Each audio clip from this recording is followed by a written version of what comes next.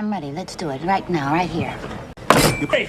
Any of you fucking pricks move! And I'll execute every motherfucking last one of you!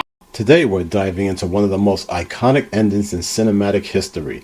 The final scene of Quentin Tarantino's Pulp Fiction. It's 1994 and this film has already twisted time, shattering expectations and left us questioning everything we thought we knew about storytelling. But as for that last scene, it's not just a clever bookend, it's also meditation on violence, morality, and maybe even redemption.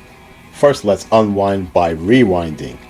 We're back at the Hawthorne Grill, the same diner where the movie kicked off with Pumpkin and Honey Bunny, played by Tim Roth and Amanda Plummer respectively, plotting their stick-up. Only now it's hours later, and we're looped around to seeing this moment through the eyes of Jules Winfield and Vincent Vega, fresh off their bloody miracle intervention in the apartment. Jules, portrayed by Samuel Jackson in a career-defining role as eating breakfast, reflecting on his newfound clarity, while Vincent, John Travolta, at his slickest, seems oblivious to the cosmic shift happening across the table. Came down from heaven and stopped these motherfucking bullets. I think it's time for us to leave, Jules. Don't do that. Don't fucking blow this shit off. What just happened here was a fucking miracle. Then, bam, Pumpkin yells, Everybody be cool, this is a robbery! Any of you fucking pricks move! And I'll execute every motherfucking last one of you! and just like that, the film's chaotic threads collide. So what makes this scene so brilliant isn't just the tension, it's how Tarantino uses it to cap off Jules' arc where he has this epiphany, which came from an early scene where he and Vincent survives what he calls a miracle, as in bullets missing him point blank, and decides it's a sign to leave the gangster life altogether.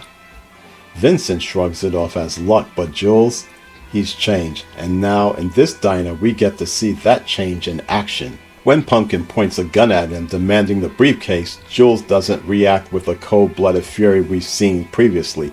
Instead, he's calm, almost serene. He's not just holding a gun under the table, he's holding a revelation. You read the Bible, Ringo? Not regularly, no. Well, there's this passage I got memorized. Ezekiel 25:17. The path of the righteous man is beset on all sides by the iniquities of the selfish and the tyranny of evil men.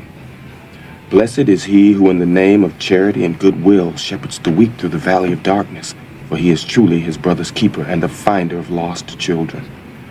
And I will strike down upon thee with great vengeance and furious anger those who attempt to poison and destroy my brothers. And you will know I am the Lord when I lay my vengeance upon you. I never gave much thought to what it meant.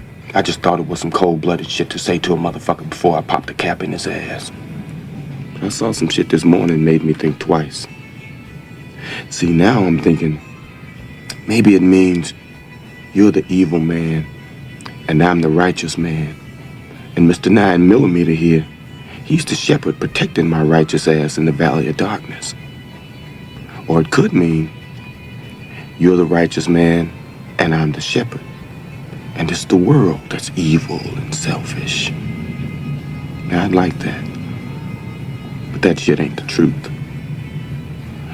The truth is,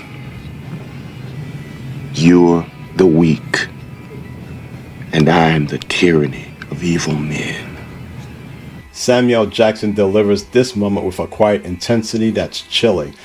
It's a confession and a plea all at once. Jules isn't redeeming himself through some grand heroic act. He's doing it by choosing not to pull the trigger. Now let's talk about the structure here. Tarantino's non-linear timeline isn't just a gimmick, but it's a way to recontextualize everything.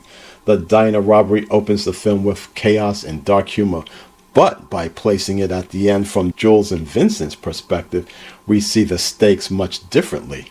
Pumpkin and Honey Bunny aren't just quirky criminals anymore, they're a test. And Vincent, he fails it. He's itching to shoot, rolling his eyes at Jules' philosophy, and it's a subtle nod to his fate, as we know from earlier within the timeline he's fucked, as in gunned down by Butch, played by Bruce Willis.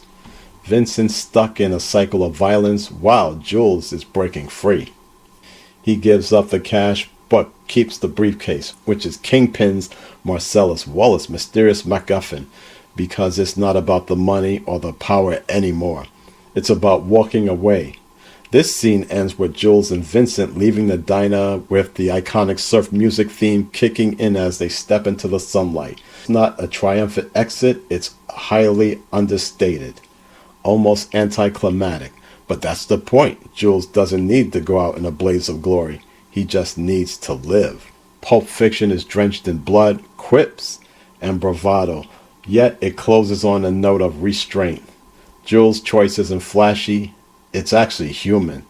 In a world where everyone's a killer, a junkie, or a pawn, he's the one character who gets to rewrite his story. And that surf guitar is not just the epitome of cool, it's a wink and a reminder that this pulpy tale still has its soul. When I first saw the trailer for Pulp Fiction back in the day, I actually predicted that Samuel L. Jackson would be the breakout star, especially after hearing that infamous line about walking the earth like King from Kung Fu. It's a standoff that's less about the guns and more about grace. What's your opinion? Does Jules really escape the life, or is this just a fleeting moment of clarity? And if you like this scene breakdown and would like to see more, don't be shy, hit that subscribe button.